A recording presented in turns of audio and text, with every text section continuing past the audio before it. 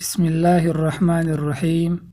ایک شخص رات کو اللہ اللہ کہتا حتیٰ کہ ذکر سے اس کے ہونٹ میٹھے ہوئے تھے۔ شیطان نے یہ سب دیکھ کر کہا، اے سخت جان، چپ رہ، سب تو غرور سے اللہ اللہ کہتا ہے۔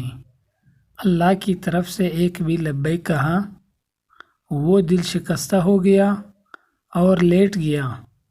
اس نے خواب میں حضرت خضر علیہ السلام کو سبزہ زار میں دیکھا۔ انہوں نے کہا، تو ذکر سے کیوں رک گیا؟ تو اس سے کیوں شرمندہ ہے کہ اس کو پکارتا ہے؟ اس نے کہا جواب میں، میرے پاس بیک نہیں آ رہا، میں اس سے خوف زدہ ہوں کہ مردود بارگاہ ہوں۔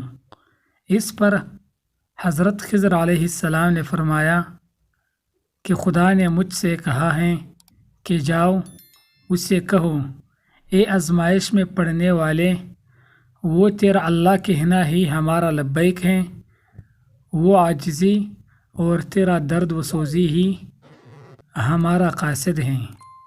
کیا میں نے تجھے اپنے کام میں نہیں لگا رکھا؟ کیا میں نے تجھے ذکر میں مشغول نہیں کر رکھا؟ تیرا خوف اور عشق ہماری مہربانی کی کمند ہیں، تیرے ہر بار یا رب کہنے میں ہماری لبیک ہیں۔